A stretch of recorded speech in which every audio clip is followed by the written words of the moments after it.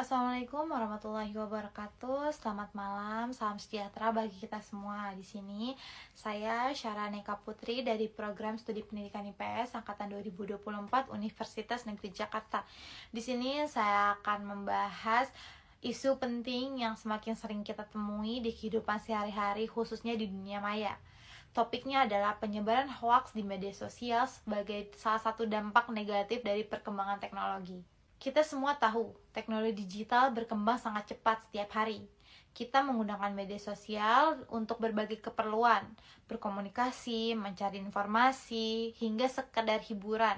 Tapi di balik semua manfaat itu ada risiko besar yang seringkali tidak kita sadari, yakni banjirnya informasi palsu atau yang sering kita sebut dengan hoax. Sekilas hoax mungkin terlihat seperti informasi biasa, tapi sebenarnya hoax adalah informasi yang sengaja disebarkan untuk menyesatkan, seringkali dengan tujuan tertentu, entah untuk mempengaruhi opini publik, penyebaran kebencian, atau sekedar meraih keuntungan dari viralitas. Menurut data dari Kementerian Komunikasi dan Informatika, sepanjang tahun 2023 ada lebih dari 12.500 hoaks yang beredar di berbagai platform digital.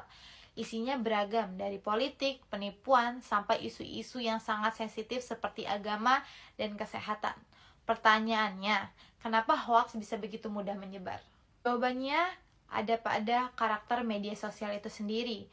Platform seperti WhatsApp, Facebook, Instagram, dan X dulunya adalah Twitter, punya algoritma yang memprioritaskan keterlibatan.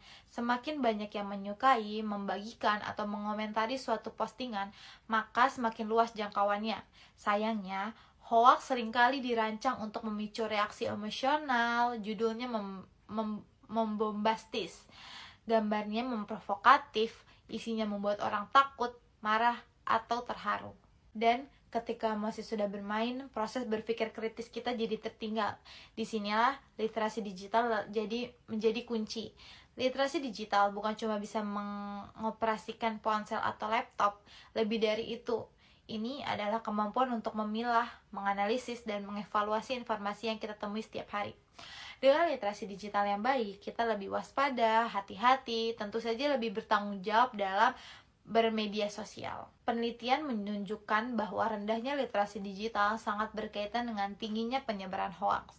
Banyak orang menyebarkan informasi tanpa cek sumbernya hanya karena merasa ini penting, ini darurat, atau katanya dari grup sebelah. Padahal, penyebaran hoaks bisa berdampak besar, tidak hanya menyesatkan 1-2 orang, tapi juga bisa merusak hubungan sosial, menciptakan ketegangan antar kelompok, bahkan menggoyang kepercayaan terhadap institusi negara.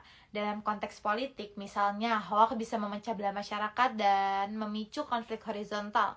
Dalam konteks kesehatan, hoaks bisa menyebabkan orang menolak pengobatan yang benar-benar atau mengikuti saran yang berbahaya. Maka, penting sekali bagi kita semua untuk sadar dan waspada. Penyebaran hoaks bukan masalah sepele.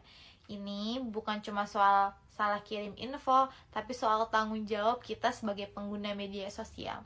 Lalu, apa solusinya? Tentu tidak cukup hanya dengan mengendalikan pemerintah atau regulasi. Penegakan hukum memang perlu, tapi pendekatan yang paling efektif adalah pendidikan literasi digital secara menyeluruh, yaitu bisa di sekolah, kampus, komunitas, bahkan dalam keluarga. Kita bisa mulai dari hal-hal sederhana, yaitu cek ulang informasi sebelum dibagikan, kenali ciri-ciri hoaks seperti judul provokatif, sumber tidak jelas, atau ajakan penyebaran secara cepat.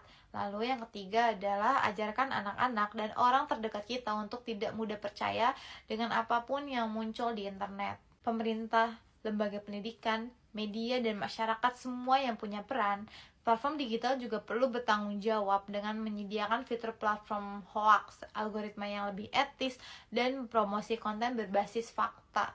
Karena pada akhirnya di era digital ini, setiap dari kita adalah penyari informasi.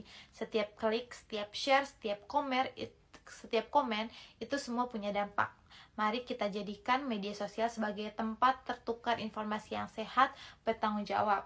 Karena melawan hoaks bukan hanya 1 atau 2 orang, tapi tugas kita bersama.